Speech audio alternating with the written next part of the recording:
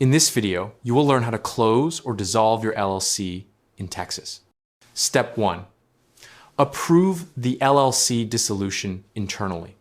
Hold a vote of the LLC members or managers, if manager managed, to approve dissolution in accordance with the operating agreement, or if none exists, Texas Business Organizations Code rules, and document the decision in writing. Step 2. Wind up the LLC's business affairs. Formally wind up the company by stopping new business activities, notifying creditors and vendors, collecting outstanding receivables, paying all debts and liabilities, settling contracts, closing bank accounts, canceling licenses, permits, and assumed names, and distributing remaining assets to members. Step 3. File final Texas franchise tax reports. File all required Texas franchise tax reports with the Texas Comptroller, including any no tax due or final return, and pay all taxes, penalties, and interest owed. Step 4. Obtain a certificate of account status.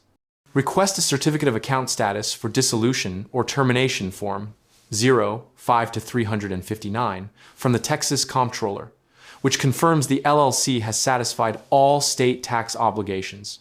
Step 5. File the certificate of termination with the Texas SOS.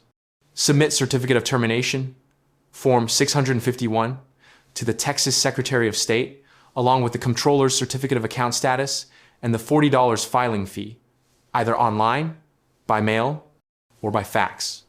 Step 6. Receive confirmation of termination. Once approved, the Secretary of State will issue confirmation, and the LLC will be legally terminated under Texas law. Step 7.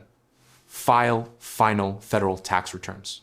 File the LLC's final federal tax returns with the IRS, including marking them as final, issue, final, schedule cone, second, if applicable, and close payroll tax accounts. Step 8. Close the EIN account. After all federal tax filings are complete, send a written request to the IRS to close the LLC's Employer Identification Number EIN account. Important note for foreign LLCs. If the LLC was formed in another state but registered in Texas, file a Certificate of Withdrawal, Form 608, instead of Form 651 and pay the $15 filing fee. That's all. Like and subscribe if you find this video helpful.